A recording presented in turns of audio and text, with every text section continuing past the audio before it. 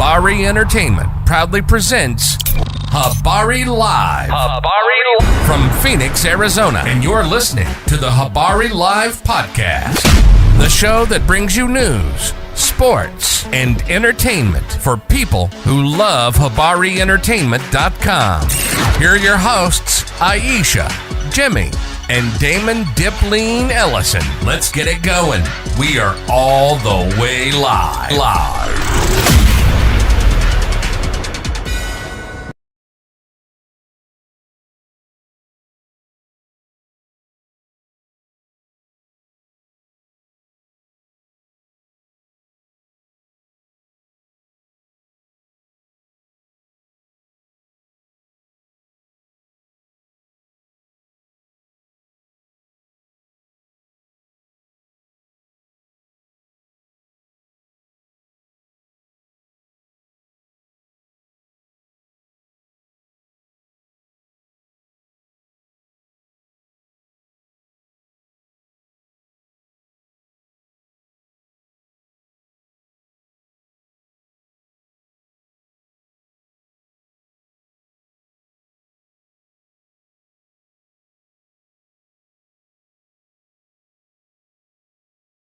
This week. Yeah, I'm like, hold on, I couldn't hear myself in the mic. I think we got yeah, there we go. So we good. Like I was saying. You can hear me in the mic? No, I don't. Okay, so that's my problem. Is my mic muted? There we go. I don't know, man. Who I don't know. Anyway. Yeah, man. So we got a lot going on this week, man. It's been a crazy week with a lot of crazy stuff going on, and we want to talk about all of it. We got we'll be going into the Jeffrey Epstein case today. We'll be talking about that. We'll be talking about Trump losing out on the case in California, but with talking about immigration in California. He lost the case as the judge has stated that what he is doing there is illegal. Everybody agrees. Everybody agrees. But the first thing Trump says is, hey, these low quality judges can't tell him what to do. Mm-hmm. So that's the first thing we get, So, this it's crazy, man. We also have Netanyahu coming to the White House trying to give Trump a Nobel Peace Prize, man.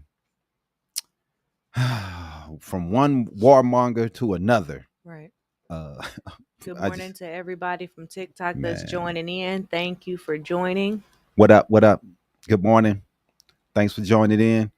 We're going to talk about, like I said, some of this stuff this week. And the biggest one is the Epstein Files. We'll be going into that. But Iesha, go ahead, running down the top stories for the week for us. Yeah, so this week in the news, freed from ICE detention, Mohammed Khalil filed a $20 million claim against the Trump administration. Yeah. Mm-hmm. He's a Palestinian American, for those that do not know. He was wrongfully detained for nearly 2 years by ICE, and he's suing the federal government for $20 million. 2 years? It wasn't that long. Yeah, it was nearly 2 years. I guess. Mm-hmm. And then his case underscores the lingering fallout from the aggressive Trump-era immigration enforcement. And we're just going to watch to see how this particular lawsuit is going to play out and how the legal claims is going to potentially shape future immigration policy with this lawsuit. So we'll be keeping an eye out on that. Also this week, a federal judge halted indiscriminate immigration stops in Los Angeles. Good. All illegal. It's all they're using people's language, skin color. This is all just typical bullshit that they're using to arrest people and fuck with people's lives. And it's, I'm happy that someone finally did something. Right. And, this U.S. federal judge, he issued a sweeping injunction blocking immigration agents from conducting indiscriminate stops and ID checks across Southern California. The ruling called for these these practices were unconstitutional and said that they were racially discriminatory. Yeah, man. Yeah, I mean, how else if you're picking people up, pulling people over, how else are you doing this? You're looking at people, you're listening. I mean, there's definitely discrimination going on there, man. Racial profiling to the fullest. Especially when he's doing this in areas that are heavily immigrant occupied. Right. It's disgusting. It is. It's very disgusting. Which moves into our next one, where Health and Human Services is moving to restrict undocumented immigrants across the nation from having access to health care and Head Start programs. So what RFJK Jr. is trying to do, what he's saying is that they want to bar undocumented immigrants from key health and education programs, including Head Start and federally funded clinics, which would be your community health clinics. So now we're going to make the kids suffer. They can't have Head Start programs, and then we're going to make community members suffer, saying that they can't have access to health care. I mean, that's this administration's entire plan. Is take from the poor and give to the rich. Yep. And they're saying this is part of their cost saving strategy. Yeah. These people have already spent more money than Biden in 7 months. Right. Already. You look at how much money this guy is spending, flying back and forth to Florida, golfing. The money that he is spending, man. And then people complain about Biden. But when this guy gets in, just like the first time, he adds to the deficit. And this bill that he's put in place, this disgusting bill that he's put in place, is going to add even more to the deficit over 10 years. Yep. It is. Horrible. Most definitely. And also, I know that a lot of people have been seeing that as part of Trump's big, beautiful bill, that one of the provisions was no tax on tips and overtime. So what that means for Arizona and American workers is that their campaign to eliminate federal taxes on tips and overtime is it's just really not going to work. Right. Because in the long run, Americans are going to owe money on their taxes for not paying that tax. So the cap on it is only like $12,500. So if you've earned $30,000 for the year, the max standard deduction that they have is $12,500, which basically means if you don't get taxed on your overtime and your tips, you're basically only saving like $3,000 on your taxes. Yep. So it's really not that big of a savings for the American people. No, it is not. And then to cap it at the 12,500, and only if you're married can you get to the 27 or 30,000. Right. It doesn't help that much. Exactly. And then this is also they put a time limit on it where it will go off of the books in 2028 years. Yep. And also let's keep in mind that this no tax on tips and overtime is only affecting servers, nurses, and tradespeople. Yeah. So it's not affecting all industries. Right. It's only affecting certain industries. I know that we are in the middle of July, and some parents are in the middle of trying to save because in the next few months, Christmas is coming up. That's the next truly biggest holiday where a lot of Americans do a lot of spending. Yeah. And Hasbro has announced that their toy prices will be raising in the fall.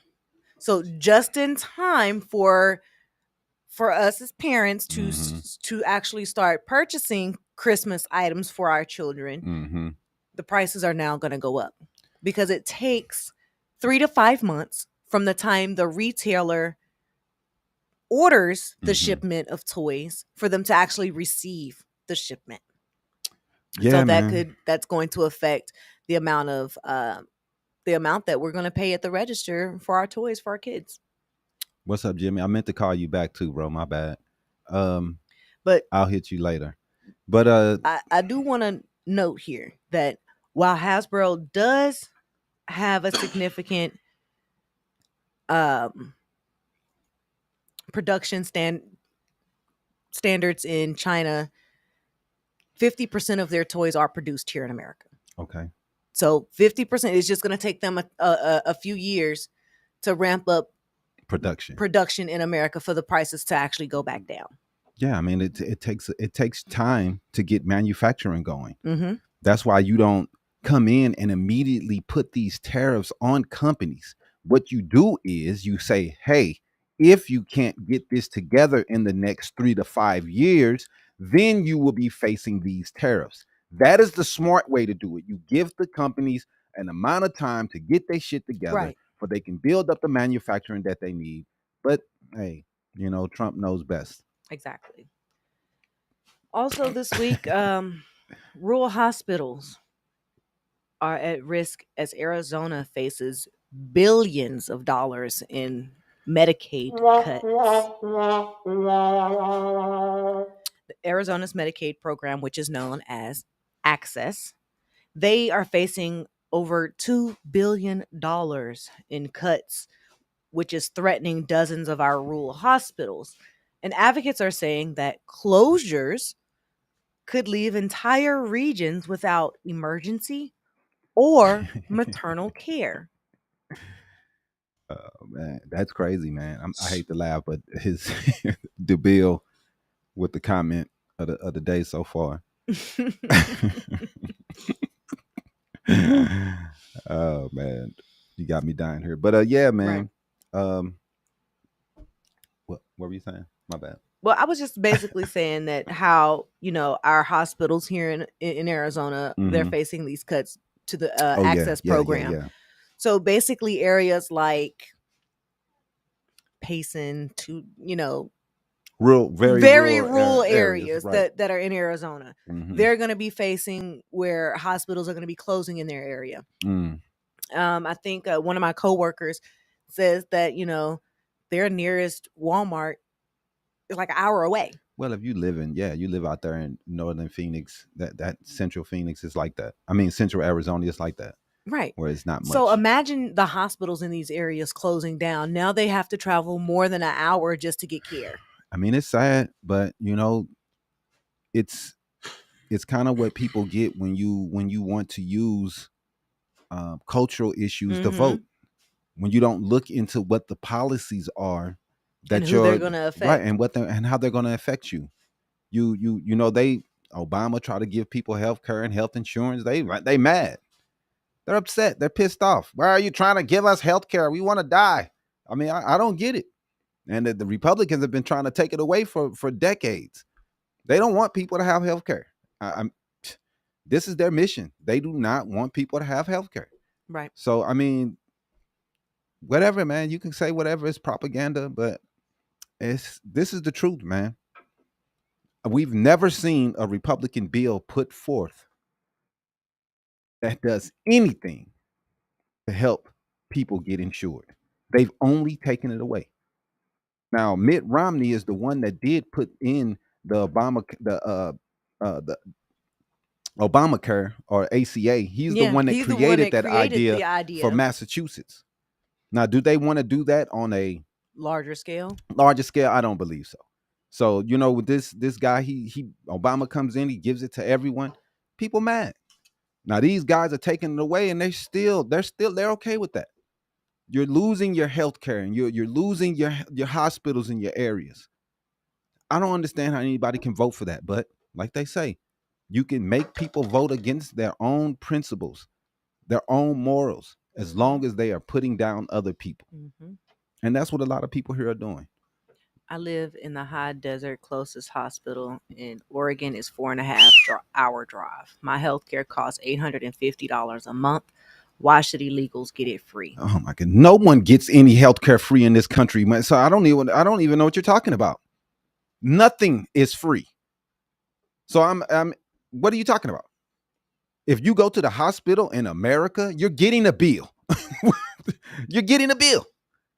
Even if you get access, you get help, you still in 9 times out of 10, you're getting the bill because they don't cover everything. These insurance companies, they want to pay as least as they can. That's why most health insurances have a 80-20 rule. I mean, your health insurance is only going to cover 80% while they send you a bill for 20% of the fee. Oh man, I'm gonna tell you like this, man. You're so worried about somebody illegal getting free health care. And you live in Oregon. But no, my thing is this. If we go right now, we go to Britain and just visit and fall and break our leg, you would get taken care of there. Yep. Go to Canada. Not even a citizen. Right, exactly. All these places around the world that you can go and get health care. And it's cheaper than here. And we're sitting here screaming because, oh, maybe an illegal might get it. That is the crazy part. You would rather throw the whole system away. Everybody's fucked because you think one person that might not get it, might get healthcare that don't deserve it. And that is insane. And they think that humans don't deserve healthcare in America. That's the crazy part. We have the healthcare should be a right. We have the right to defend ourselves, but we do not have the right to get health care to be America healthy and to be a healthy person. All the tax money that we have and we pay, we defend ourselves. We'll pay money on that. We'll make sure that guns. Do you know how much guns cost taxpayers a year? You know how much money that shit cost us? I mean, it's ridiculous. Let's see. Deacon Blue. Illegals don't get Medicaid, welfare. Try getting hospital care or welfare without a social security number. You can't. You're right. And so many people, they want to throw the whole system away because they think maybe one illegal is getting access. We have to stop this, man. We should be a country of people that love each other and care about each other. You'll rather see your neighbor die because you don't want for your tax money to go to somebody that you don't like. Let me see. The bill, brother, in my country, all have free health care. Not having it free is I agree with you. It is evil. All of the money that we have as Americans, and we can't figure out the single payer system. We can't figure out a way for people to have access. And we keep taking it. We're going backwards. We're going backwards. Americans need health care, not insurance companies. Well, the way our system is set up right now, we're pretty much tied to the insurance companies. And then, if we get rid of the insurance companies, a lot of people are going to lose jobs. A lot of people are going to get fired. So what are we going to do, man? We have to do something that encompasses everybody to make sure that the insurance companies are still getting paid and everybody is still being taken care of. Our tax money could do that. We could have a multi-layered system to make sure that everybody is insured and everybody gets care. It's pretty easy. But for some reason, we can't do it in America. And it's just sad, man. And better diets would prevent the issues from healthcare. I mean, he's right. He's right to a degree, cases? Yes. No, he's right. If more people were healthy, then the insurance would cost less. Yep. And that's what he's talking about. If less people were diabetic, if less people had heart issues, then it wouldn't cost as much. Mm-hmm. That is true, but we can't make everybody magically healthy. We can't make everybody magically start making good decisions on their eating habits. We can try to put these things forth and hope people learn and people become better. But what are we going to do? We're going to make them do it? We're going to put a gun to their head?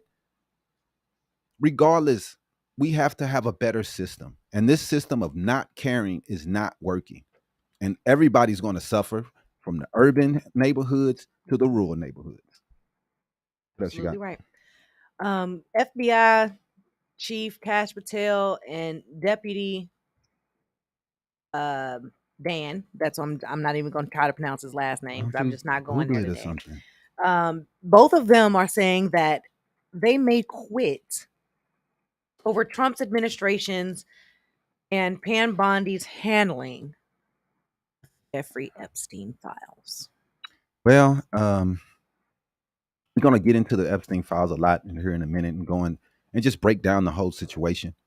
But yeah, man, I'm these guys for months and months and months were on podcasts. They were on different shows screaming and yelling how big of a fucking cover up this is, how the government and the deep state is doing this and doing that. And if they get into office, the first thing they're going to do is release the Epstein Files. They've been yapping about it for months. So they can't cower from it because their people are going to hold them to a standard because they've been talking about it for so much. Right. And then Pam Bondi just came out and said, oh, we're going to release those files very soon. Mm-hmm. Those files are coming. They're on my desk is what she said. Right. She said they're on her desk. And then now they just magically disappeared. Now they're gone. They're gone. They never existed. Some people on the right are not hearing this. And I watched I watched some people. They were at a conference, and the Republicans were very upset. They had a Fox News host asking, "Hey, how do you guys feel about what's going on?" And all of them was upset about where this case is going. So Medicaid is going, it's going broke because Trump is taking money away from it. Now, you can't say that we don't have enough tax money to pay for Medicare and Medicaid. We just gave $1 trillion to defense. We have the money. You see the amount of money our budget is at? Come on, man. Deacon Blue, get if Democrats were on that list, it would be all over Fox 24/7, but they aren't. It's Trump on that list covering up for Trump. I agree. Yep. I agree. If Democrats was on that list, it'd be everywhere. They would have had that list on everybody. Refrigerator, they would have been putting stickers on gas stations. Other people on the list, they would have did everything. Yep. And now they're in charge and they're responsible. No, it's a different story. Oh, now things are different. Like, it's ridiculous, man. She didn't say she had a list. She said paper. She said the list of is on my desk. What is most horrible? Not even one from the list is not arrested, and they will continue to fulfill their sick desires. The children will suffer. They needed to let that list out to save future victims. Yeah. That's right. That is right. People are still out there that was going out there hanging out with this dude. We saw enough videos of Trump dancing with him and shit. But hey, the Biden DOJ had the last 4. Maybe the Biden DOJ was not online talking about it every day. Trump was online. He was at his rallies talking about it. All of his little buddies was talking about it every day. I mean, Biden wasn't. They was letting the FBI do what they need to do. They were not getting involved in what was going on, like the president is supposed to do. But these guys are doing everything to make things political. They were making it political. They were trying to make it seem like it was all Democrats going to this damn place. So when the tables turn and you have the opportunity to let it go and put the information out, you don't do it because you know you've been lying for the last 3-4 years. Mm-hmm. They've been lying to you. They bamboozled you. The Republicans, all of you thought that they was telling the truth. They were lying. They never intended to let this information come out. Nope. They never intended on letting the files come out. They did everything they did to get you hyped up because you wanted to find out what was in those files. So put us in office. Put us in charge and we're going to let it go for you. And what happened? It's Epstein. That's old news. What are we still talking about that for? What are we bringing that up for? That's old news, is what Trump said. He's a crazy guy. We don't want to talk about him anymore. No, what are we going to do? Don't you know? Why would we talk about Biden? He is not the president. I know you guys like to live in the past, but the president is Trump right now. So that's what we're going to talk about. We're going to talk about him. The way they wanted to talk about nothing but Biden when Biden was in office. Man. And they didn't want to talk about nothing the previous Trump administration had did. Come on. Yeah, no. We don't. Biden's not in office anymore, so we're not going to go ahead and talk about what happened with them and their administration. We just finna talk about Trump and his administration and what they doing right now. That's real. And what's affecting us right now on TV and in our daily lives that everybody is seeing. Mm-hmm. That everybody is experiencing. We are sick and tired of dealing with this dude. That was the last one? Yeah. All right. So the Epstein Files, the covfefe of conspiracy. I mean, it's a conspiracy theory that they've been talking about for years and just been pushing it down our throats. Go ahead. You're right. They are definitely pushing it down our throats. I mean, it's like Jeffrey Epstein's client list became the most wanted scroll since the DOJ's menu at Applebee's. Mm-hmm. Yeah. I mean, a man owned an island, a private jet, and reportedly had 1,000 victims, but mysteriously, there's no client list. Right. What happened? So Epstein's client list became the most wanted, like she said, most wanted. And people, they were clamoring for this information. So they're still pissed off that they're not getting it. People are pissed. The DOJ and the list wasn't. How did crazy? I mean, nobody wants to talk about Biden not wanting to release the list. Well, like I said, man, Biden wasn't on a podcast talking about it every other day. That was Trump. Trump said he made it a part of his campaign. He talked about it. Like you said, he pushed it. He the one that pushed it. Now you're talking about why didn't Biden do it? Hey, Biden didn't do it. He didn't care. He was leaving it up to the FBI. Epstein died while Trump was in office. He promised to release them, then he didn't. Exactly. This isn't a coincidence. Exactly. Not a coincidence at all. Exactly. And the video that they released, they found out that it was doctored by Adobe Premiere.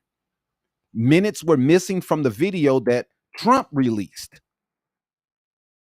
Doctored videos, missing information. Now, y'all was thinking that it was the deep state Democrats that was doing all this, and you're finding out it's your boy Trump. And I know, man, Trump can never be held to any type of accountability from you. We understand that. He's never accountable for his actions. So what is the group doing? What are they doing? They're blaming Pam Bondi.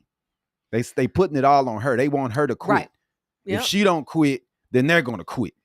Because that's the scapegoat.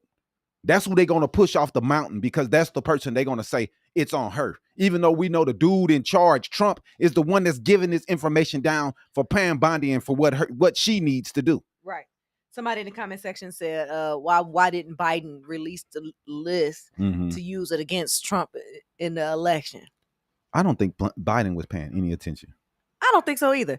But I like what Aiden said over here back to him that if they would have released it, Trump would have said it was a fake list and MAGA motherfuckers would have believed it. Exactly. He's exactly right.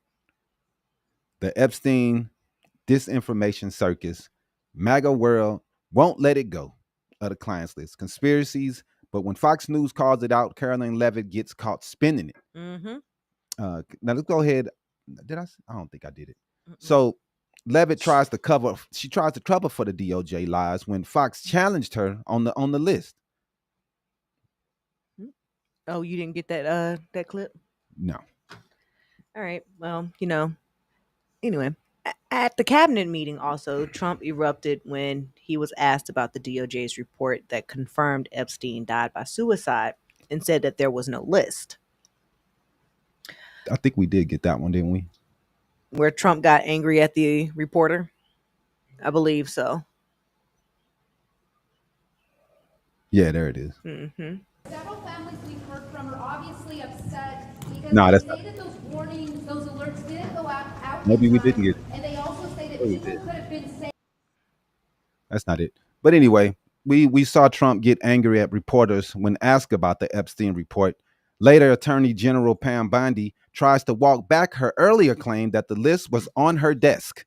You hear that? She said the list.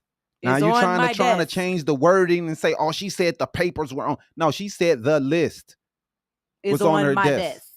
So there's no changing the wording. We know what she said. So stop it.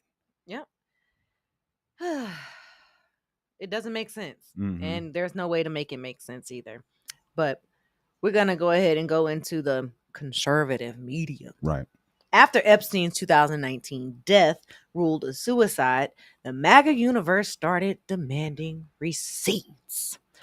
Where's the dirt in all these elites? Mm-hmm. Wasn't Trump going to release everything? Mm-hmm. Ain't that what he said he was going to do? Didn't he promise to release everything? That's what he said. That's what he said. You remember Trump and his team repeatedly promised transparency. In February, former AG Pam Bondi said the client list was sitting on her desk right now, like we said. Yep. And she said word for word, it's sitting on my desk to be reviewed, and hinted at JFK files as well. Mm-hmm. But that file dump, Nada. Just 300 gigabytes of stuff, none of which incriminates any of the elites. That's just lies. Just lies, man. They've lied and lied and lied, and y'all have failed. Hook, line, and sinker. Yep. Put this dude in office because they thought that he was going to be the transparent one. You see the dude is painted orange. He ain't going to be... He's not transparent. Fuck out of here. And speaking of him being painted orange, mm-hmm. I don't know if you were watching the hearings that were going on this week, but one of the hearings was saying that, in part of the tax cuts that he was doing, he gave tax cuts to tanning beds. Yeah. It's the only one reason why he wants to give a tax cut to tanning bed salons, right? Tanning salons, man. That dude ain't seen the tanning salon. He's been painting himself orange so long.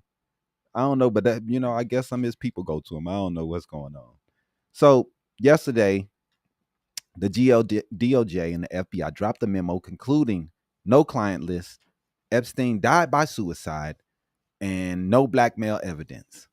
So all that hype, gone. But conservative media wasn't having it. Tucker Carlson freaked out. How can you say thousands of kids were raped and not show who raped them? Mm-hmm. MAGA influencer Laura Bloomer accused Pam Bondi of hiding information from us. Even Roseanne Barr tweeted, Mr. President, yes, we still care about Epstein. Is there a time to not care about child sex trafficking? Read the damn room. But what about Trump himself? What about Trump himself? Yeah. Man? At the July 8th cabinet meeting, the reporter asked him, and he snapped. Mm-hmm. The reporter asked, are you still talking about Jeffrey Epstein? Like it's a dissertation? Mm-mm. Yep. After promising transparency, he painted himself orange. He tells the reporters to drop it. He said, right. Drop it, man. We don't even talk about that no more. Yep. We don't know nothing about that.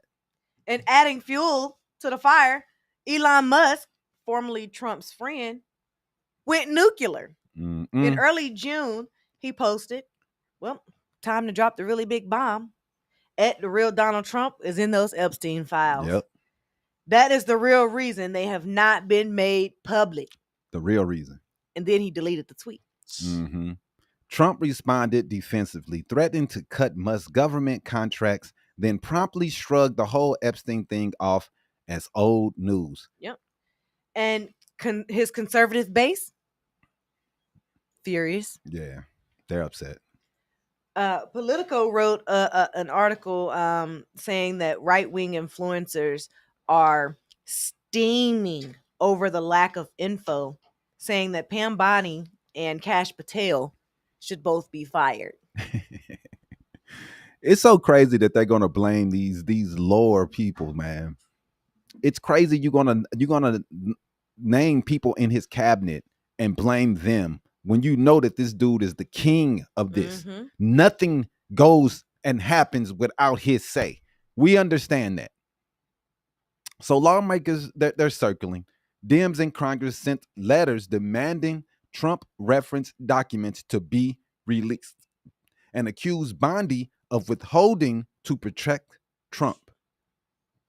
So here's the recap, man.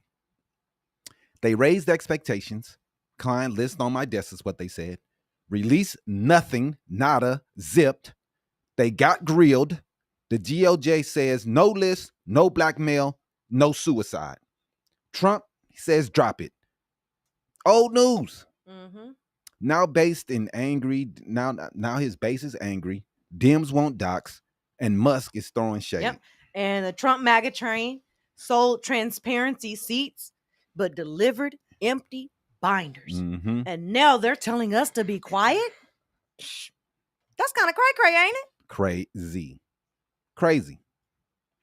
Go ahead. And then, this is if someone sold us a movie trailer with plot twists, but the actual film was silent. Ain't said a word. Not one word. Next, who needs some popcorn, man? Because this is political theater at the highest levels. The highest levels, man. And we're going to keep you updated with this, man. And we're going to see what they do. We're going to see if they're ever going to release this information. Are they going to keep it hiding, and they're going to keep redacting and keep hiding information? Now, not many liberals were really caring about these Epstein files. But when we see the way Trump is moving right now, we can tell that he's protecting something. He's protecting someone.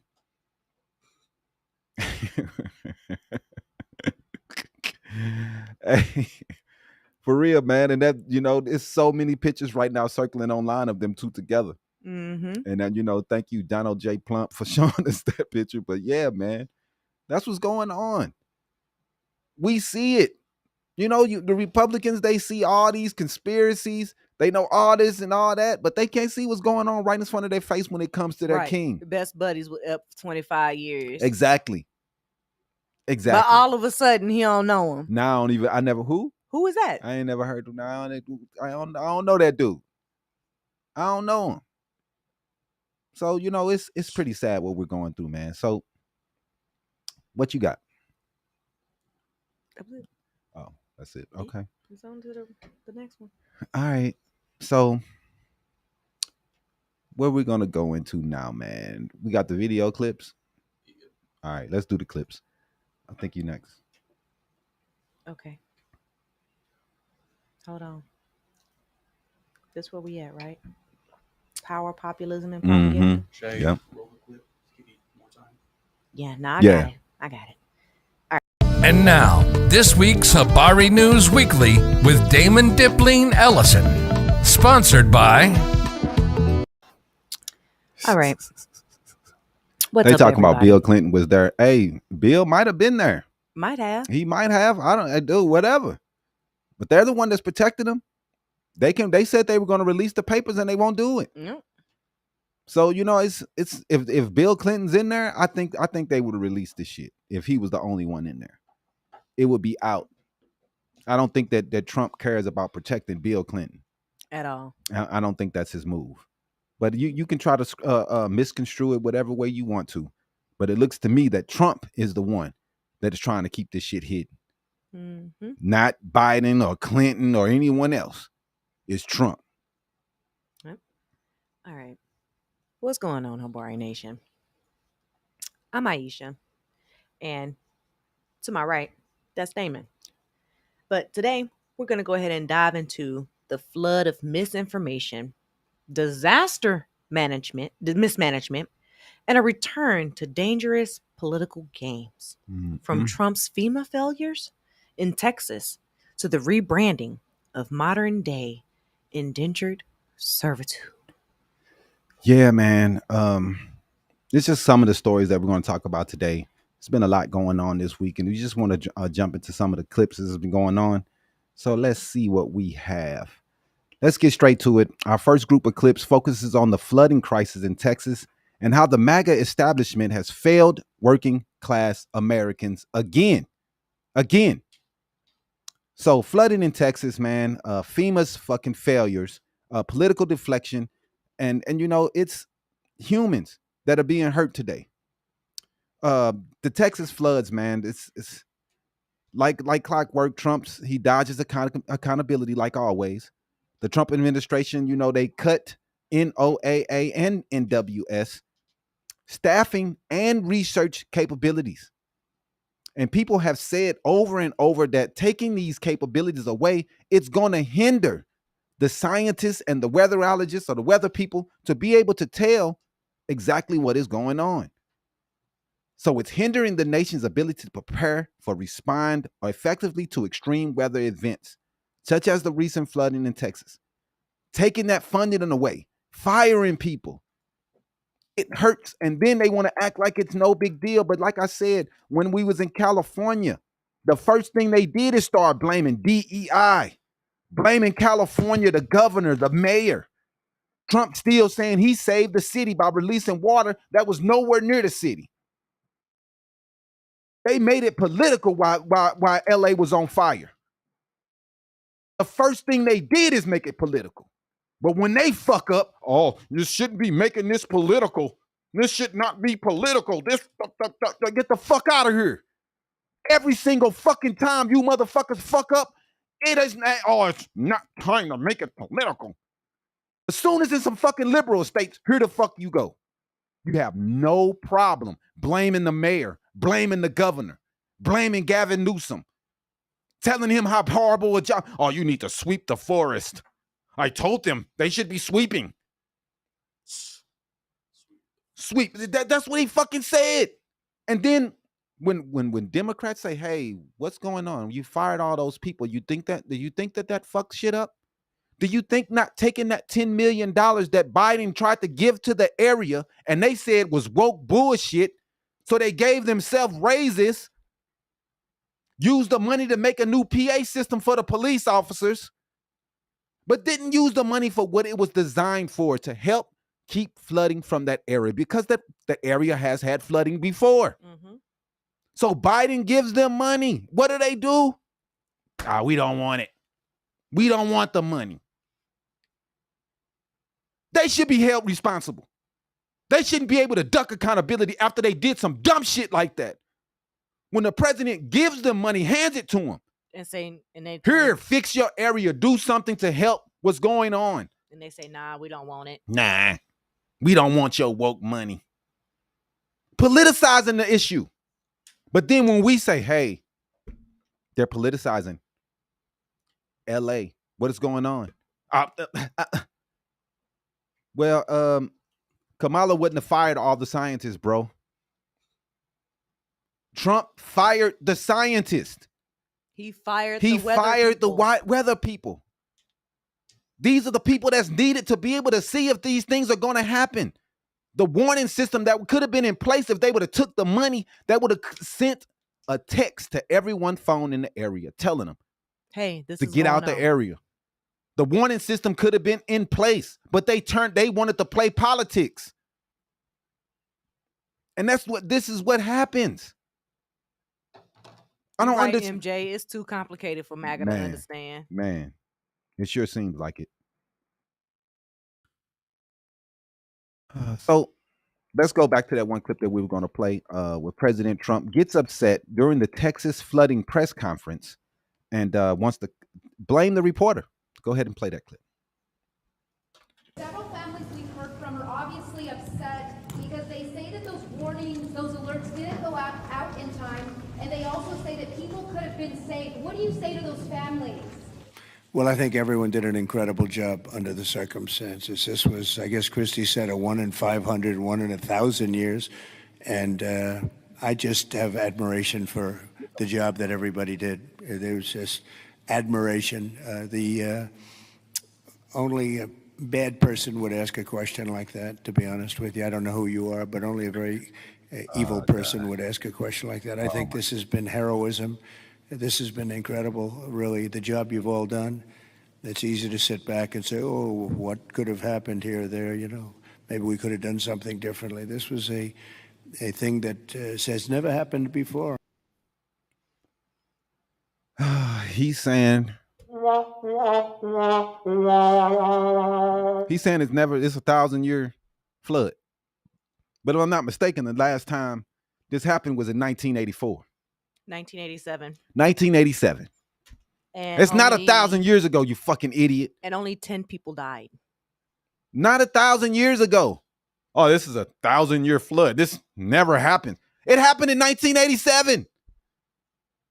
This is the area that's known to flood and kill people. And then they had it says, let's see here. Nope, this was in Detroit. No, but yeah, man. I mean, it's just ridiculous, man. It's ridiculous. Meanwhile, residents in Sandy Creek are begging for help. Let's go ahead and play the clip of local Texan residents pleads for Travis County to send assistance after the catastrophic flooding. Mm-hmm.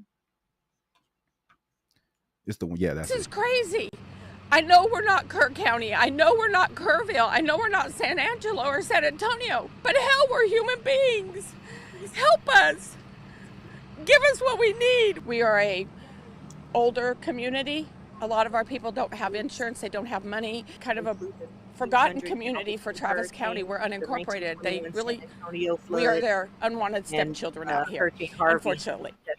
We had no warning. Nobody notified us. 2:30 in the morning, people that could get out came to this parking lot.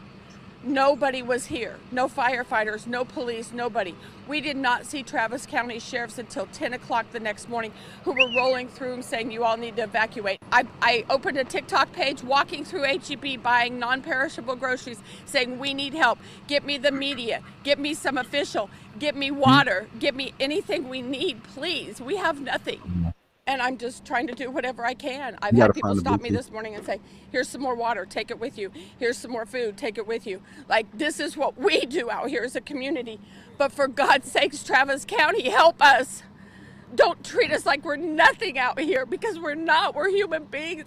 We pay taxes out here. Don't treat us like this. All right, we had someone just call in.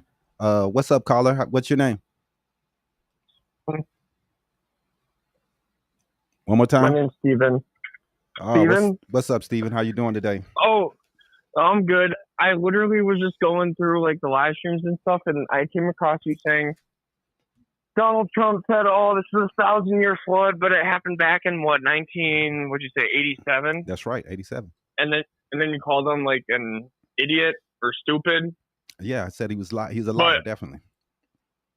Okay, so is it not just like play on words, or it happens every 1,000 years and it could just be an exaggeration or some? Do we really want our leaders exaggerating, or do we want our leaders to tell us exactly what's going on? That there was a flood? Yeah. I think everybody knows what was going on. There was a flood. He didn't need to tell us anything. Right. And he tried to downplay it like it was just something that happens every 1,000 years when this area is known to flood.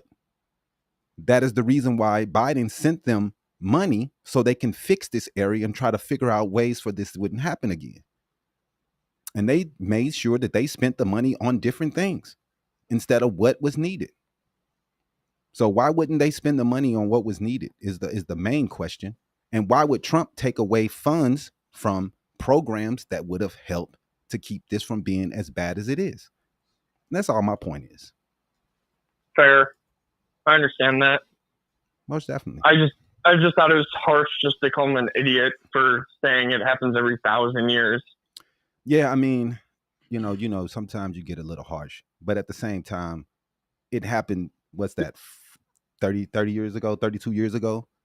So 42 years ago. We also had the Hurricane Harvey that just happened in 2017, which was also another deadly flood that happened in Texas. Yeah, I live in Florida, and every year we get hurricanes, and every year people say this is the worst one in 100 years, and then they say it every year. Like, so I don't think you need to read into it like that. That's all. Okay, I appreciate you. But then I have a question though. What's up? What do you guys think about like the ICE deportations and raids? Well, I have not been a fan of the raids. I do think there's better ways that they can take care of this, and there's better ways that they can deport people without raiding all of these businesses and people that are just trying to go to work. I just don't agree with it. He promised that he was going to go after the criminals. He called them all criminals and MS-13. And he's going after people that's just trying to go to work. And I just don't agree with that. Do you think that is helping us as Americans, that he is invading these businesses? Well, like for the example in California where they raided that marijuana farm and they found, 9 underage children or unaccompanied children working there illegally. You think that's a good thing that they were able to stop that exploitation of children? I mean, I have not seen that report, but if that was happening, definitely you don't want kids working in places where they shouldn't be working. That's definite. But also, so that's an example of him going into businesses where people are just going to work and stopping stuff like that. Yeah, but you have to, the people in charge have to be held accountable. If you're running this farm, you can't just blame the people who are working there. Who hired the people? Who put these people in these positions? Who's the manager? Who's the owner? Why aren't these people ever put on the front page? Why aren't they ever walked out? Those are the people that we want to see be held accountable. He hired. I would agree with that. Right, but somehow they're ducking accountability. The only people we seeing being rounded up are people who were offered these positions and offered these jobs. Nobody illegal is coming to America without a promise of work, because they know that these are companies and businesses that want to hire them and will pay them to do the work. So it has to be a fair situation. We can't just blame the workers. Who are hiring them? And why aren't they being rounded up? It starts with who allowed them in. I mean, that's kind of it's kind of hard to blame people for coming to make their lives better. And when they come in, go ahead. Oh, I was just saying, of course, you don't see anybody wanting to go to Somalia, Ethiopia, Ukraine. Everybody wants to come to America. Of course, it's the best country in the world. But realistically, you can't let every single person in the world come here. No, that's why we have some of the strictest rules in place that we've had in our history. It wasn't this hard to come in America in the mid-century. You know that, right? The Jews and the Italians and the Irish, they didn't have to go through all the hoops and that the people have to go through today. It's a lot more difficult. Only thing you had to do back in those days is make it here. And now the rules have changed because a lot of people don't want people in. And that's not the way America used to be. Yeah, but just because something was good, X amount of years ago doesn't mean it's good today. I mean, you don't agree that bringing in the Italians and bringing in the Irish has not helped America become one of the strongest countries in the world? I'm not bringing them in X amount of years ago may have been the most beneficial thing to the United States for economic development, labor, more diversity in skill sets. Okay, but today, bringing in people, undocumented refugees, whatever, from all different parts of the world with no sophisticated skill sets, not English is not their first language. Yeah. I would argue that the benefits or I guess there isn't as many benefits doing that today than 50 years ago because we're so advanced that there are still I don't know. There are still jobs that Americans don't want to do. There's still situations. There's still a lot that we can learn. Right now, a lot of Indians are moving to America. They're taking a lot of jobs when it comes to tech, when it comes to coding. Americans aren't getting that training. Americans aren't getting that information. We don't have access to get. We're not getting the access to do that. So they're going to go outside, and people like Elon Musk are going to fight for those people because they think those people are highly qualified. And some facts, they think they are more qualified than Americans. So there's people in both groups. There's low labor, there's high labor. There's high skill and low skill jobs that we need to fill. When it comes to the low skill jobs, we're not going to work picking blueberries. I know you're not going to do that. I actually would do it if it paid enough. $11 an hour is what they put out there. yeah, I would not do it for $11 an hour. Working 9 to 10 hours a day, 7 days a week. Right. I have a question. Would you work 9 to 10 hours a day if you made $60 an hour? Hell yeah. Yeah. Yeah, I mean, That's $60 an hour. That's not. Yeah. That's So- an actual so- livable wage. Mhm. $11 Yeah, so- is not. If you could pick blueberries for $60 an hour, 9 to 10 hours a day, would you do that? hey, I would not, because I have skills. I have high quality skills, but I know a lot of Americans definitely would for that amount of money. Well, I don't know your guys' names, but the ma'am said she would, right? Iesha. Yeah, she said she would. Okay, so Americans Hey. would, like you, pick blueberries for $60 an hour at 9 to 10 hours a day, but you wouldn't do it at $11. No, man. Because, Okay, so Mm-mm. So, I mean, it's on the farmers though. Those immigrants that are coming in that are working these farms, Mhm. those farmers I know. are having to pay a 20 to 25% penalty Oh, for in hiring. order to bring in those Yeah. farm workers, because Americans just don't want to do those jobs, unfortunately.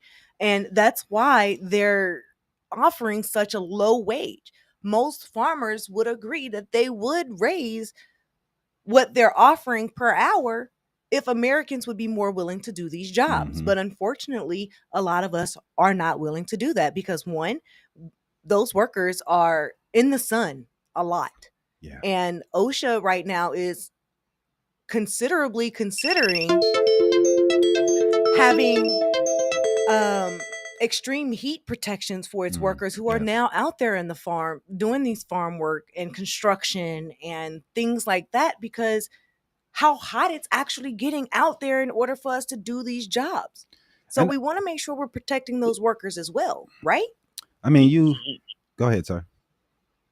Well, if I understand correctly, you said that no Americans want to do the jobs, Mhm. so they would pay more money if Americans wanted to do the jobs. Yes, if more Americans would be more willing to work these farm labor jobs, Mhm. there have been farmers Okay. that have said that they will raise their pay wage. However, Okay, so they're not willing to. They're saying that Americans aren't applying, They're not applying. for these jobs. Right. yeah, so usually if there are less people if there's a high demand for a certain job and not a lot of people to do it, usually you have to incentivize people by paying them more so you attract more workers into that field. But since you can just bring in illegal immigrants and not hire them legally, you can pay them unlivable wages under the table, which undercuts Mhm. what you could pay Americans. So if you think about it, if we do allow this, we're just supporting almost slave-like labor, because you're Yeah. I making mean, people work 9 to 10 hour days under the sun and the extreme heat, paying them nothing. I agree. I don't like that Right. either. Exactly. I agree. But at the same time, the farmers are looking at their bottom lines and they're saying that these prices, if we raise our wages, are going to go on to the customer and the consumers. So we're Okay, going to so have to then pay do we- more money for our fruits and vegetables. And also, And then a lot of that hurts in the long run also. That's true. But a lot of the farm workers that we do have, a lot of our agricultural workers, they're seasonal workers. So they may only be here for 3 months out of the year Mhm. for that particular season in order to harvest those particular crops. So we have to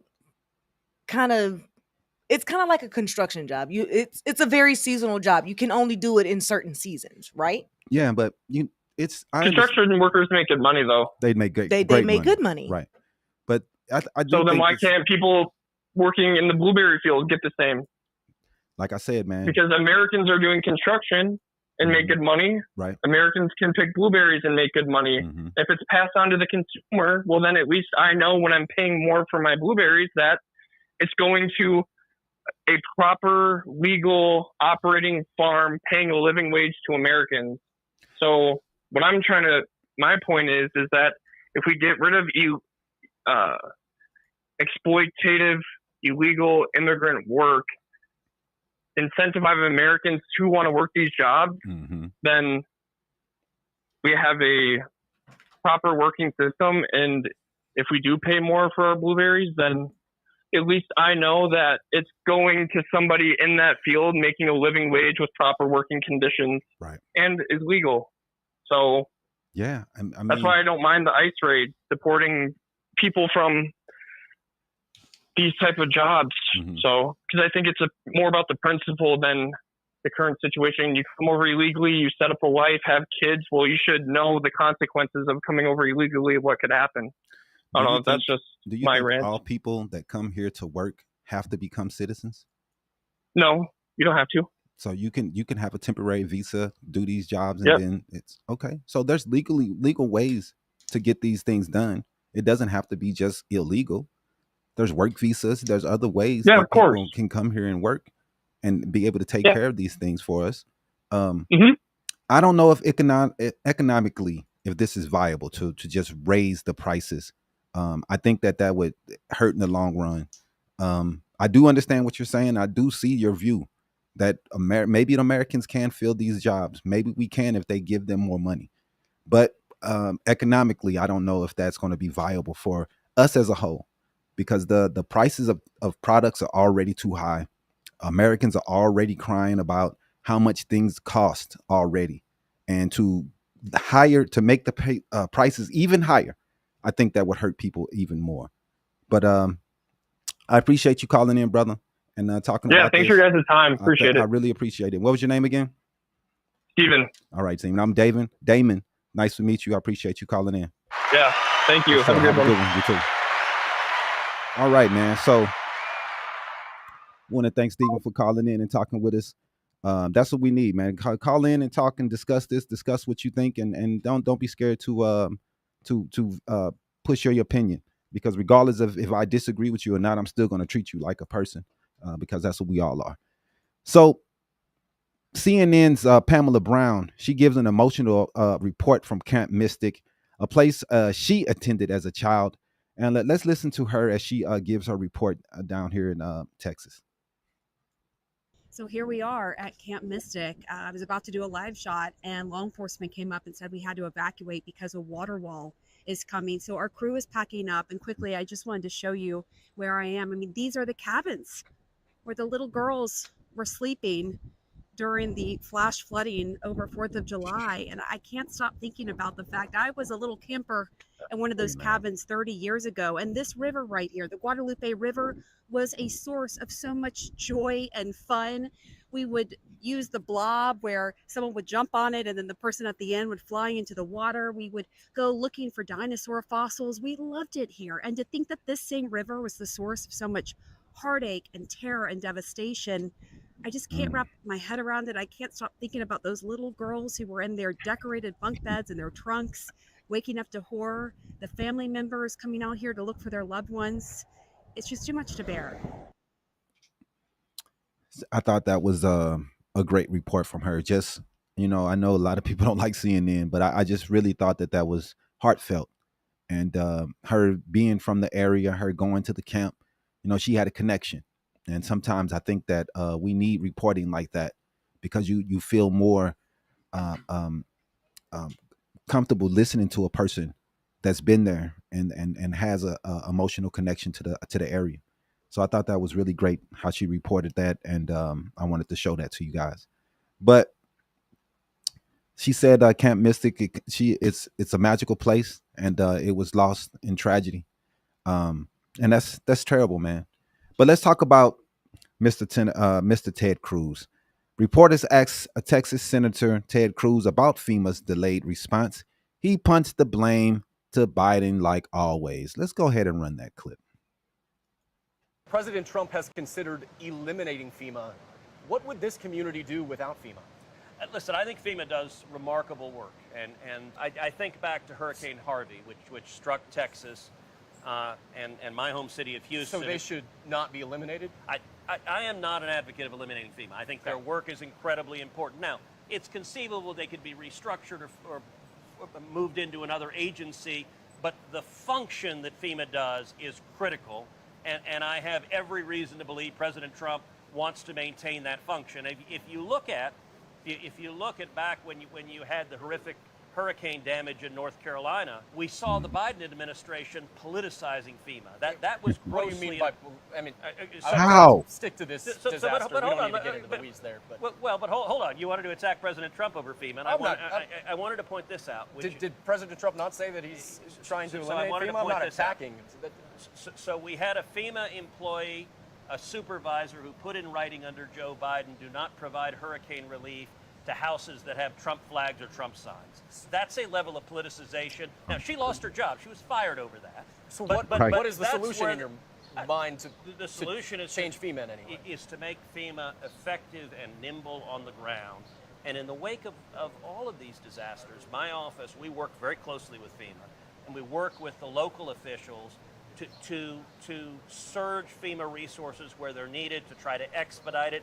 Particularly smaller communities, putting in an application to FEMA can be very complicated, and I think they do really important work. Can it be made more efficient and effective? Of course, but the role of FEMA is critically important.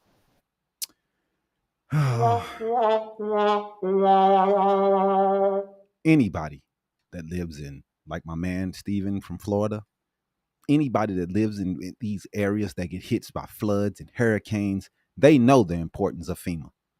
And he's trying to play political games here, Ted Cruz. And we know that lady who was fired for saying that ignorant ass shit, she was fired. And to try to use that as a reason why you shouldn't back FEMA, one person is going to fucking destroy the whole goddamn thing. All these people need help. And you steady are trying to say they need to destroy FEMA. FEMA is the only thing that helps these people, man. St. Louis is still struggling. The little bullshit FEMA that's come out hasn't done anything to help that fucking area. Houses are destroyed. These people didn't have insurance. The fucking storms don't happen like that often in St. Louis.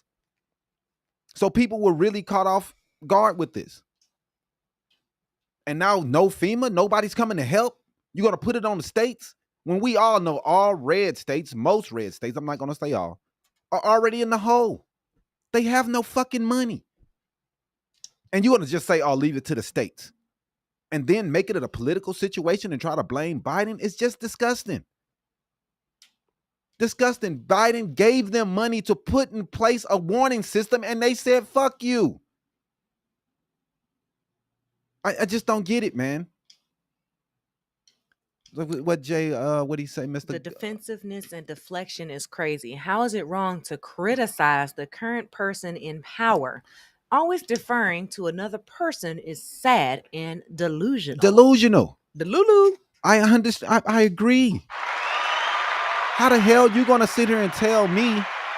And after 4 years of every day going at Biden, every minute of every day, blaming everything, somebody can take a shit in a diaper, it was fucking Biden's fault. That dude, everything was his fucking fault. But now, anytime you bring up accountability for Trump and this administration, oh my goodness, why are you? No. I just, dude, ridiculous. And here you go, Mr. Davis. Go to your Klan party, bro. Go away. It's black people. We're gonna be here forever, and we ain't going nowhere, Mr. Racist. So let's go to this next clip. NBC News, Ryan Chandler interviews. Oh, I already did that.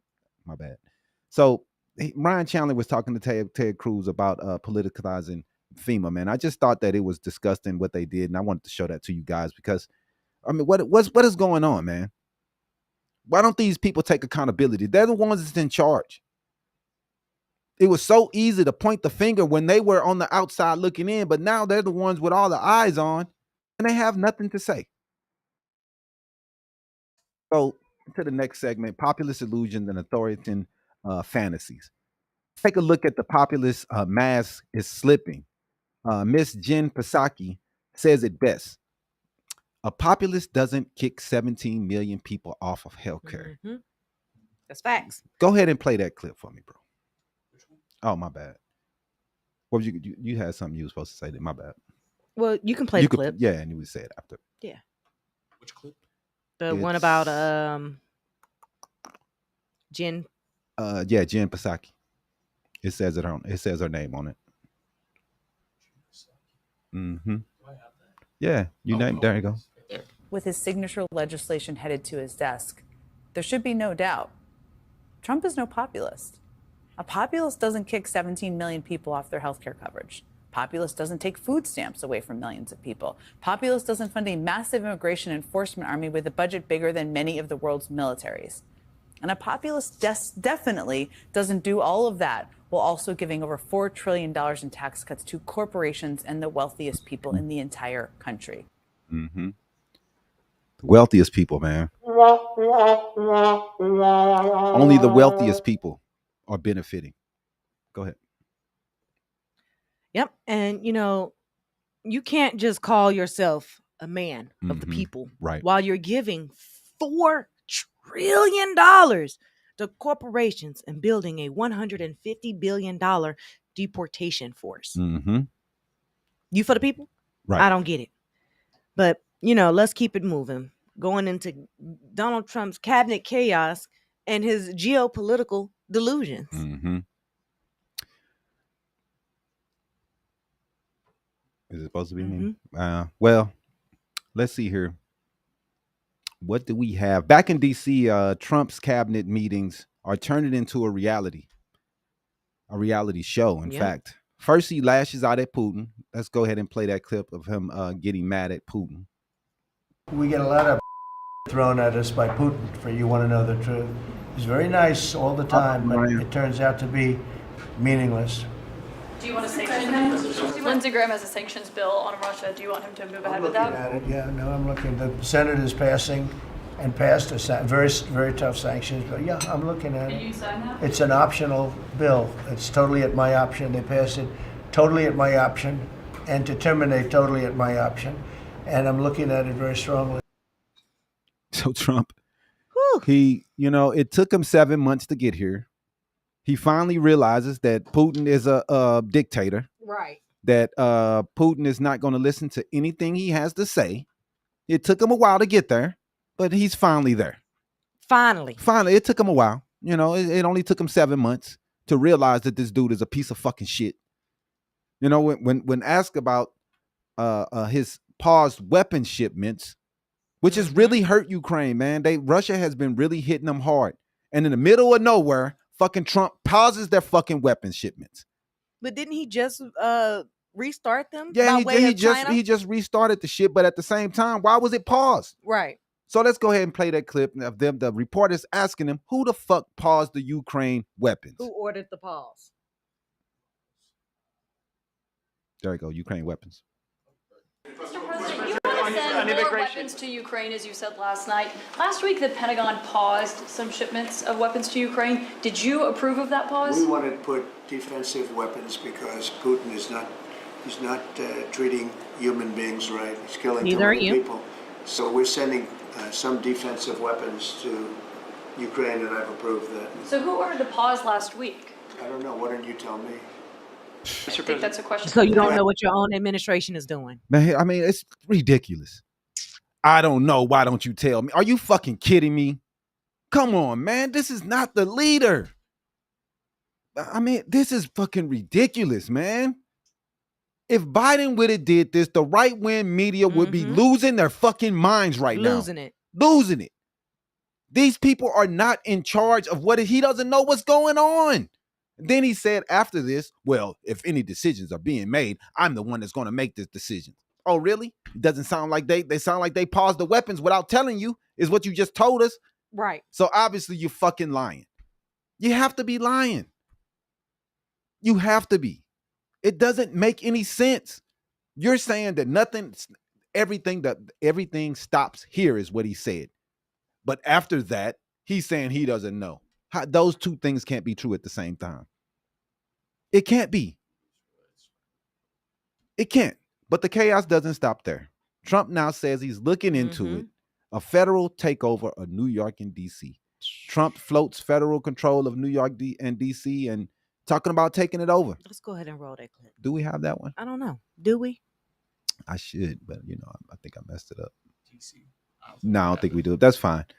So the next one we're gonna talk about is when Netanyahu came to America. And his noble fantasy.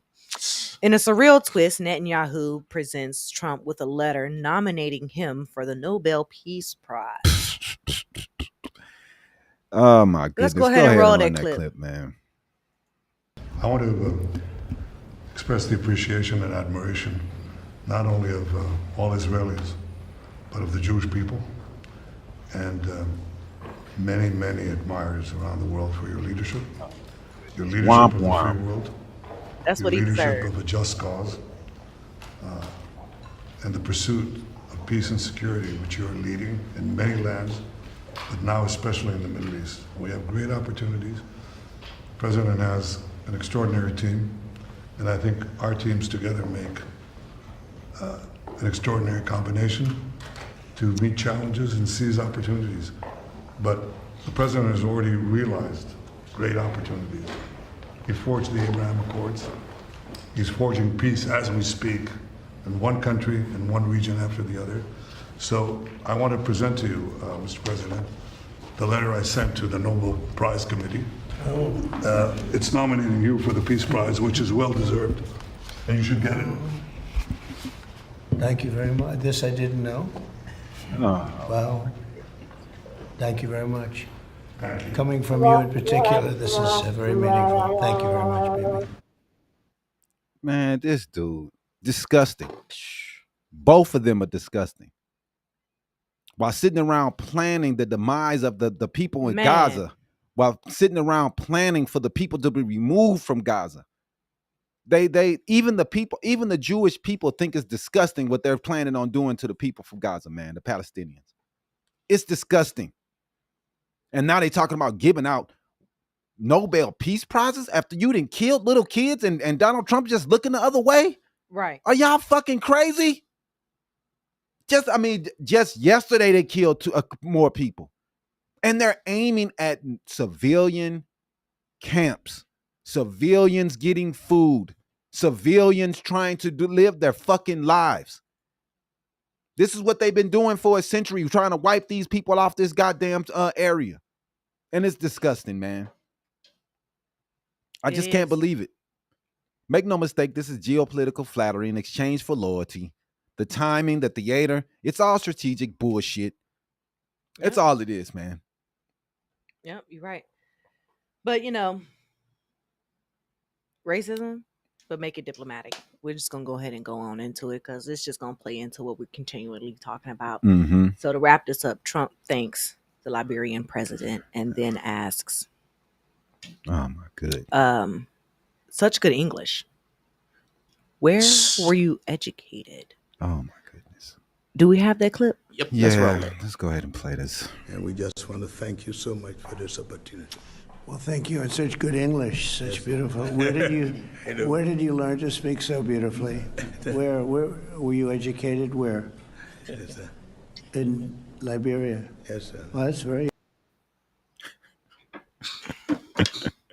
Oh man, dog. Liberia, for the people who don't know, is a colony or a country that was created by ex-slaves from America. If you didn't know, Mr. Trump. So yes, they speak great English. Their country was set up and established by people who spoke English. It's ridiculous, man, that this dude is surprised because someone can speak decent English. Right. I am a Kamala voter. Fucker. But the dog whistle diplomacy, this is what systemic bias sounds like when it's smiling. This is the racism that we have to deal with our own president who doesn't understand people speak well. They're educated. Just because they have dark skin doesn't make them fucking idiots. Go ahead, man. Right. So from floods to feds, from fake populism to Superman panic. This episode shows what happens when your ego, power, and propaganda all collide. This isn't leadership, man. It's chaos dressed as a press conference. But we'll be here each week, pulling back the curtain, exposing the bullshit, letting you guys know exactly what the fuck is going on. Mm-hmm. Yep. And we'll leave you with the words of Ella Baker, a civil rights legend. Strong people don't need strong leaders. That's right, because that means the people stand up. They For make those sure. that can't. That's right. Stay strong, man. Stay loud. Stay Habari. We appreciate the nation of when what's going on, man. So I think next, let's go ahead and do sports. Run that.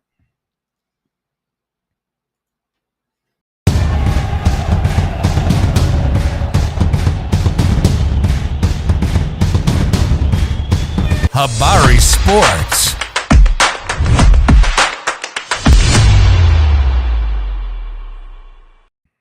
This week, I just saw a lot of disgusting stuff, man, going on in sports, man, this week, and it's pretty sad, man. That we still are at this point where racism is running the minds and the thoughts of so many people. I mean, it's just disgusting. Angel Reese was added to 2K26 as the cover person, and we've seen the nothing racism but came hate. out. Nothing but hate, man. I'm not sure why. I don't understand why so many people hate this girl. I don't get it, but it seems to be racism to me. Yeah. Now, everything can't be racism. You know what I mean? Like you get so sick of it, man. But you go online and you see these people talking and they're calling her names. They're going at her game. They're doing this. But when Caitlyn struggles, oh, she's just having a hard time. It's okay. These girls are still young in the WNBA. They should be having a hard time. It should be times where they have to figure it out. So I don't understand why she's getting so much hate. I've had a lot of people tell me, oh, Caitlin Clark, she gets just as much racism as Angel Reese, but I'm just not seeing it. To see a 2K26 cover edited by Photoshop and they made the girl a monkey, man. That's disgusting. That is disgusting stuff, man. And I don't know how anyone can go through their life acting this way. Whoever created that meme is the most racist mom on the Man, planet. I just don't understand. The hate towards Angel Reese, the racism, misogyny, and the media and the gaslighting, it's disgusting. Yeah, it is. Let's talk about the double standards and the nonstop hate campaign against this girl. She's been called everything from the sister from Ice Age to Me Bounds, a nickname she patented because she refuses to let trolls profit off her image. But make no mistake, this is more than just trash talk. It's racism, sexism, and a targeted effort to tear down a confident black woman. Yep. Online trolls thrive off hearing Angel down every time she shows emotion, misses a shot, or celebrates a play. Here they come. Mm-hmm. And the most disturbing part, there's now this lazy, dangerous narrative floating around that all black WNBA players hate Caitlin Clark. It's false. Angel publicly welcomed Caitlin into the league. And Caitlin herself has never fed into this bullshit drama narrative. She stayed quiet while her fans light the internet on fire with racist dog whistles and culture war bullshit. Yep. And then we got comments like, this isn't true. Caitlin Clark is not getting no hate. How about we use Caitlin spelled the correct way? It's spelled with a C. Bullshit, not true. Caitlin Clark is not getting... I mean, she's probably receiving a little. I don't know if she's getting zero hate, but you know, it's not to the level that it seems that Angel is receiving. Right.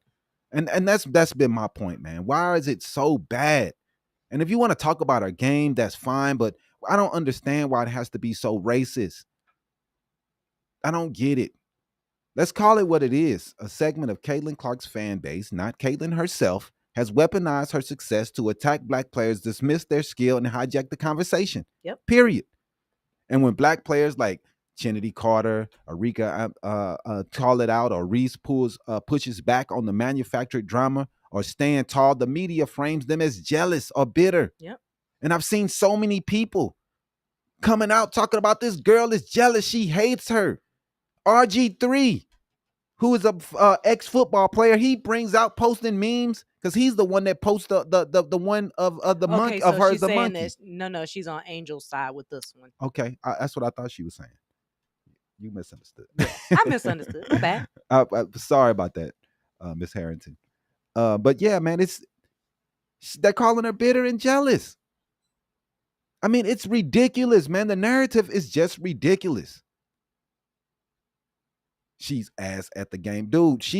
The fact that you keep saying stuff like that is just proving my point. You're not leading the WNBA in rebounding if you're trash and ass. Like, it's definitely hate when you see it. It just doesn't make any fucking sense. Meanwhile, the hate Clark receives, she has been criticized. It has been by the media. I think that she has gotten some overexposure because of some of the popularity that she's getting online. But on her defense, it's not her fault. She has nothing to do with this shit, man. And she has came out and said the right things. Now, I don't think that people are attacking Caitlyn. I just think that people are really, really getting overwhelmed by the amount of hate that is coming out of a fraction of her fans. And it's really hateful language aimed at Angel, man. You hate women's sports in general. Just say you hate women. So Reese led LSU to a national title. Mm-hmm. She's a top rebounder in the WNBA. Mm-hmm. She's selling out arenas, and she's done it with no apology. So no, she doesn't owe respect to people who want her to be quiet and humble just to make Caitlin Clark's fans feel comfortable. Right. I think it's ridiculous how people have been acting. I get so sick of going online and seeing all the hate when it should be celebration of these players and what they are bringing. The fact that these two girls have came into the league, and Caitlyn is way more popular, yes. She's a better scorer. She's a better passer.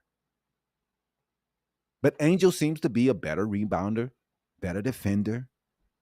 She's getting better offensively.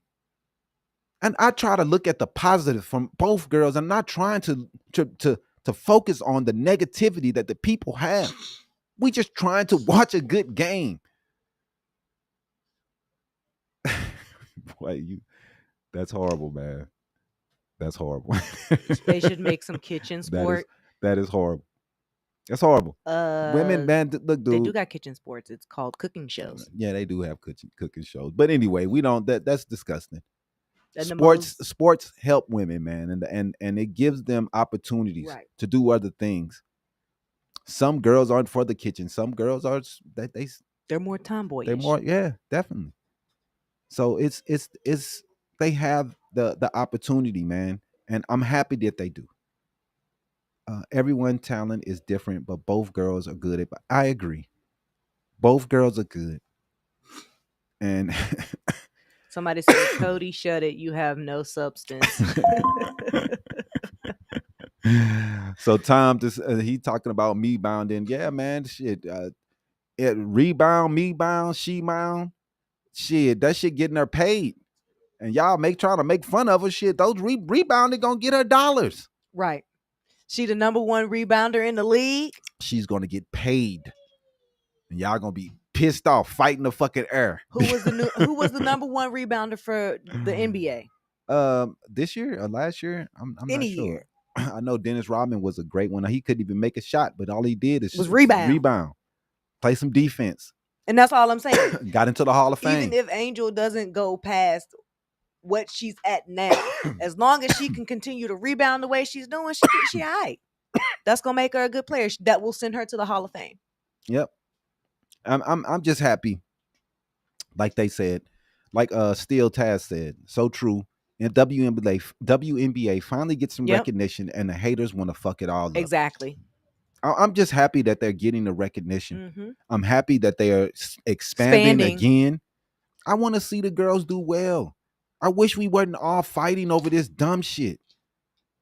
Let's celebrate them and what they're bringing to the damn game. We're sitting there talking about me bounds and stupid shit, dude.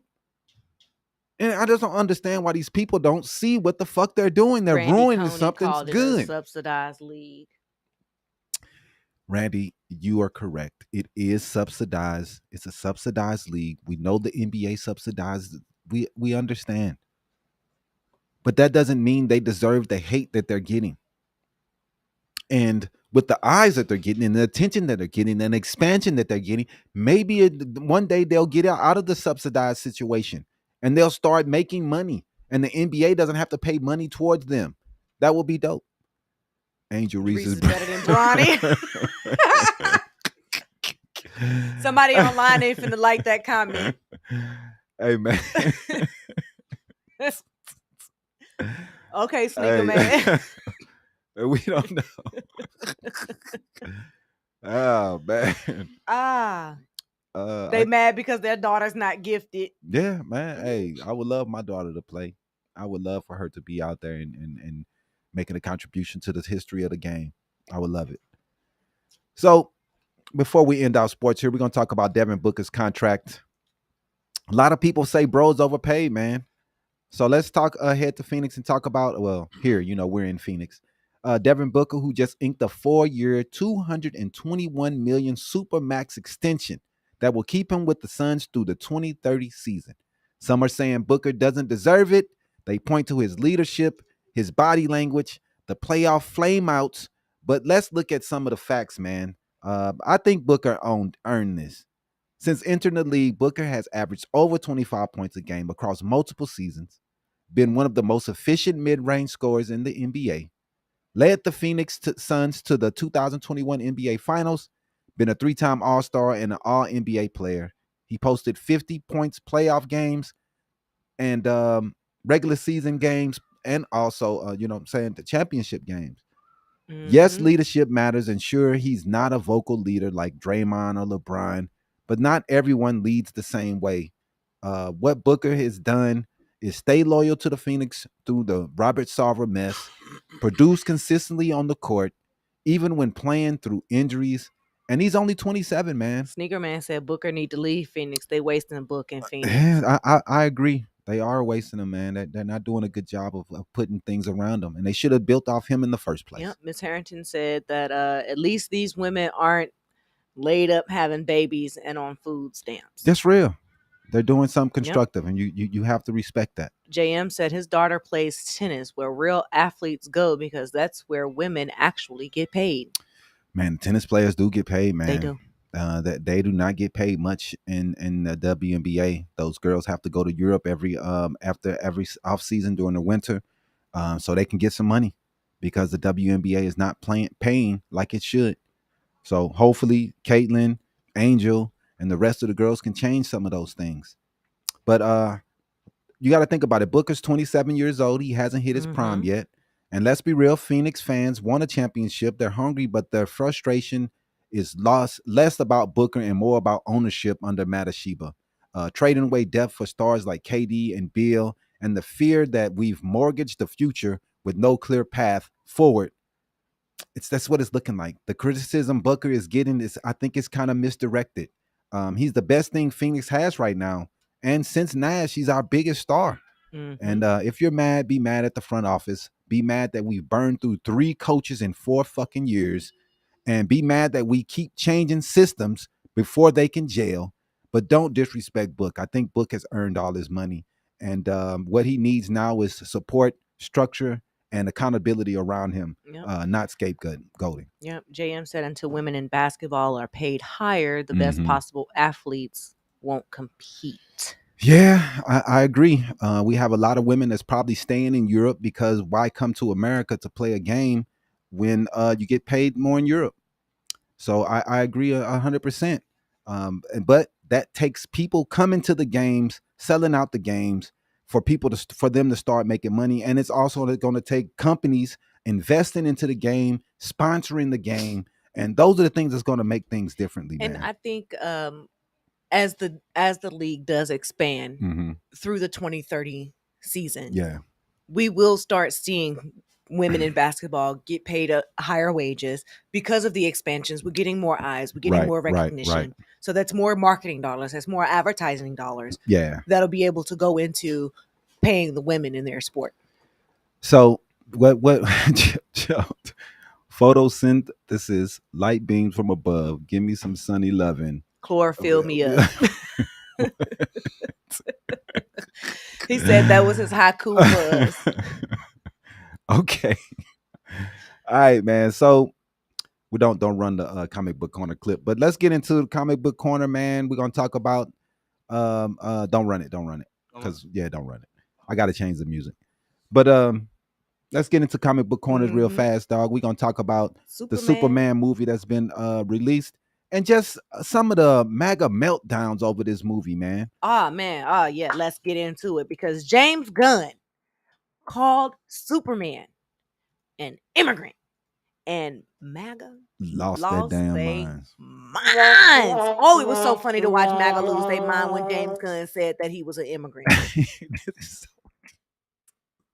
It's woke. Oh my goodness. That's all the comment section was filled with. It's woke Superman. I mean, I don't understand the right now. They can't have fun with anything. So they hate immigrants. So right. So James, he responds to right-wing backlash. Go ahead and run that video, man. So you said it's an immigrant story. It's a political movie. MAGA today is going nuts. What do you have to say to MAGA? I don't have anything. I think this movie's for everybody. I don't have anything to say to anybody. Like I'm not here to judge people. I think this is a movie about kindness, and I think that's something everyone can relate to. Yeah, man. Superman is from another planet. Another planet. So you can get mad, but he is an immigrant. He really is. Sean Gunn, he also joins the fight, defending the statement. Let's go ahead and run that clip for Sean. Your boss, your brother, talked about Superman being an immigrant. And now MAGA is already upset that he's called Superman an immigrant. I wanted to get your reaction. My reaction to that is that it is exactly what the movie is about, I think. That, we support our people, We love our immigrants. Yes, Superman is an immigrant. And yes, the people that we support in this country are immigrants. And if you don't like that, then you're not American. People who say no to immigrants are against the American way. They're against what the American dream is all about. Truth, justice, and the American way. Absolutely. That's right. Now you hear that? You hear that, Mr. Michael Brennan? You are not American. You are some type of Nazi or something, man. I don't know what you are, man. I don't understand you people that's against these people who come to America to make their lives better. When it's been happening the whole time that this is what America has been about since the beginning. And we want to. Superman, one of the best stories, and now people are mad because the word immigrant. He's from another planet, bro. What do you think he's supposed to be? He's not from here. He's from a dying planet. See, he came here to make his life better. And while he was here, he has made other Americans' lives better. This is why this story has always been great. And you people act like you want to disconnect from the history of a character. He came because to you America call it woke. and started helping people. Right. And that's what most immigrants do. People. That's what most immigrants do. Right. His birth certificate is not real. Exactly. So Superman is an alien man who fled a dying planet. He's the ultimate immigrant hero. Chill the fuck out. You got black fatigue. You tired of white people? Are that RPG guy? You sick of racism? How are you sick of racism when you seem to be white? Y'all are not taking that word. I'm saying it every time, man. Black fatigue is black people being tired of white racism, not the other way around. Stop it. So we really, really appreciate everybody, man. Marie, Superman was not a legal immigrant. What? No, he wasn't legal. No one is against legal immigrants. Are you sure, T. Marie? Because who do you think is being arrested every day? These people at these jobs, most of them have visas to work. Like that's who they're going after right now. They're going after people who are have here, legal status, and people who are showing up to their court dates and being arrested. They're doing it the right way, and they're still being arrested. They're doing what they're supposed to do, and they're being arrested. So you would arrest Superman and put him in jail because he didn't do it the right way. That's what we see right now, man. Y'all would put this dude in jail. Y'all would lock up Jesus, Superman, like dude, y'all are weird. Man, it's dog, it's getting, man, it's very sad. And I man, Superman as an immigrant.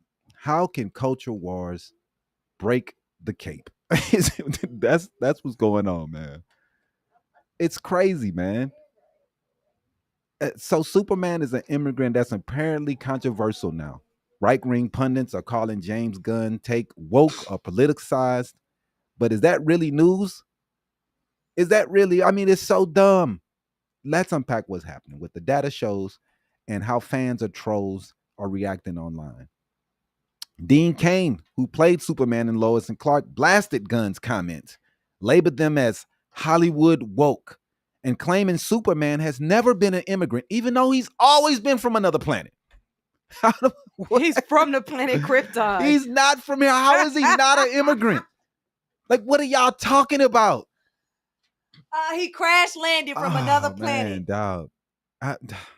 Others like Kellyanne Conway, Jesse Waters, and Ben Shapiro joins Fox News and MAGA tweets warning this version of Superman will bomb, because if they don't like it, it's supposed to bomb. You know, that's the only thing that matters. If they don't, it won't go broke, is what they say.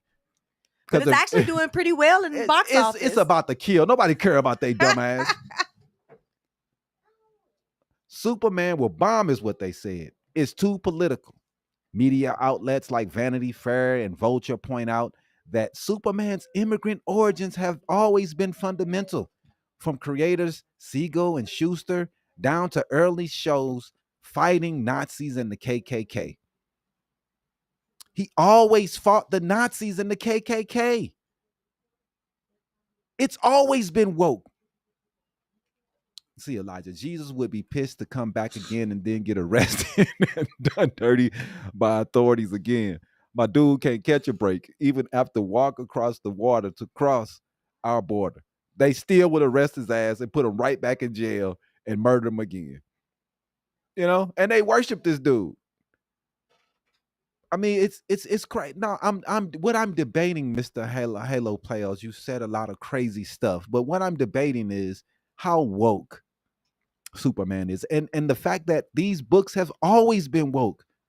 These guys were Jewish writing these characters because they had seen persecution. They had been run out of their countries.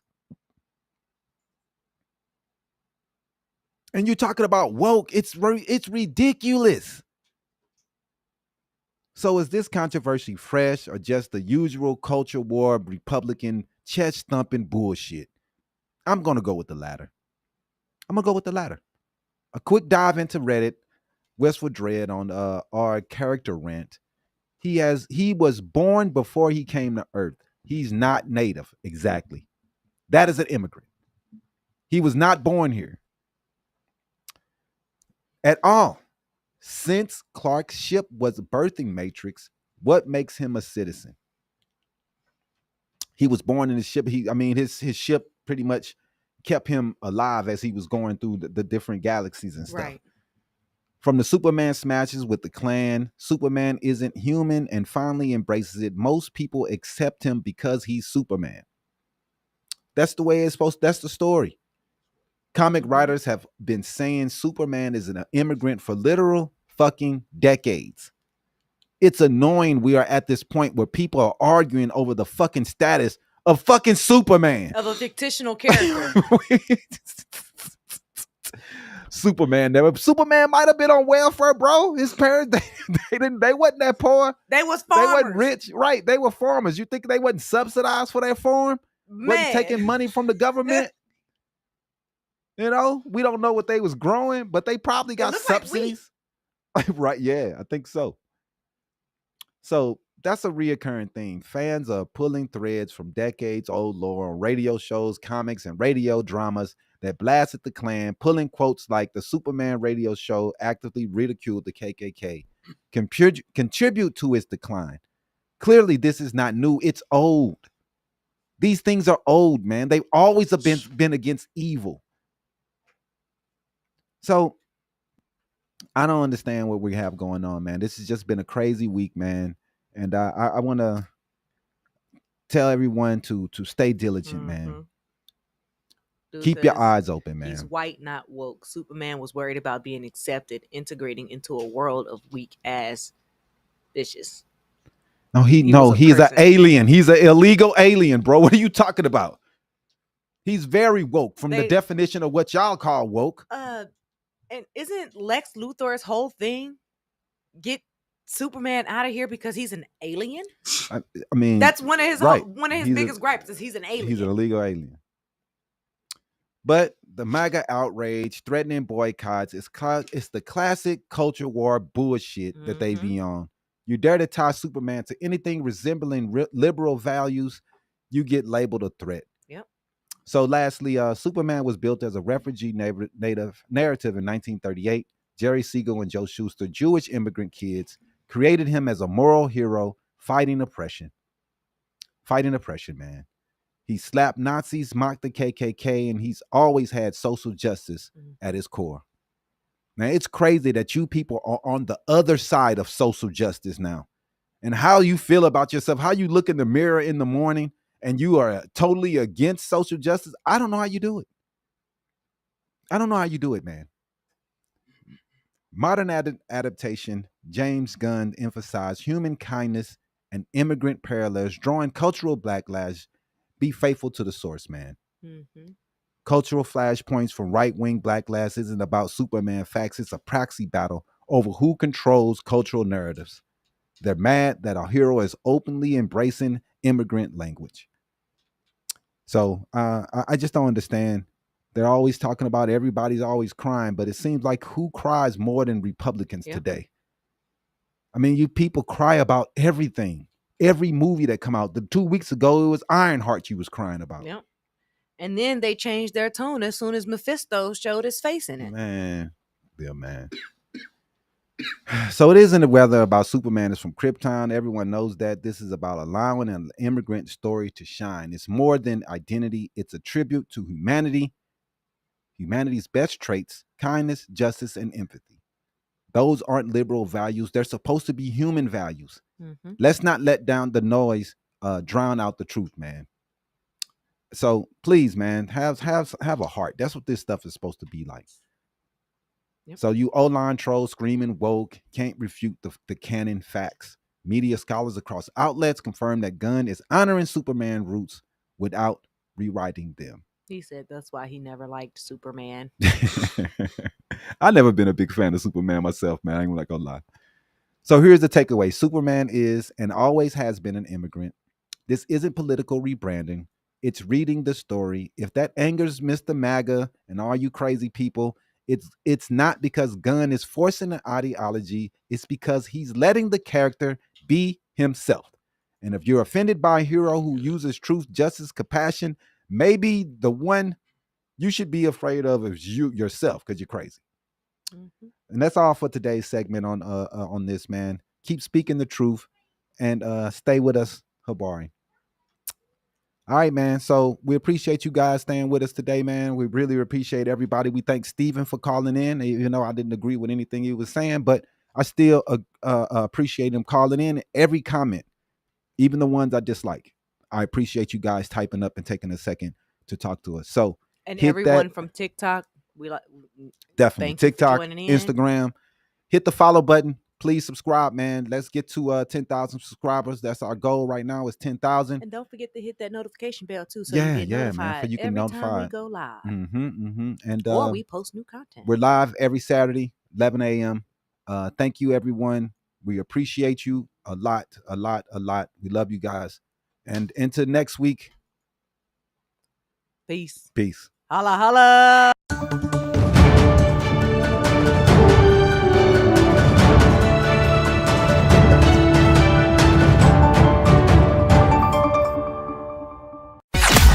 Thanks for watching another episode of Habari Live.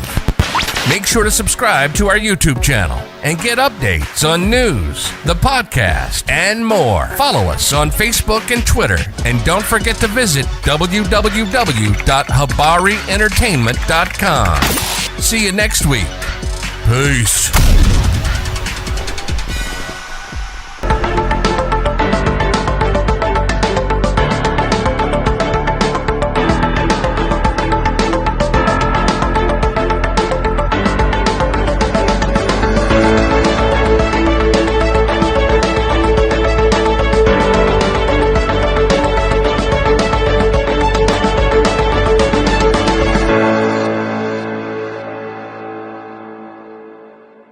Elsa and Anna. Oh yeah. And I also want to talk about. What else you want to talk about? I'm about to get her. She don't want to do a show. Yeah, she already wants to do a show. No, don't mess with the buttons, little baby.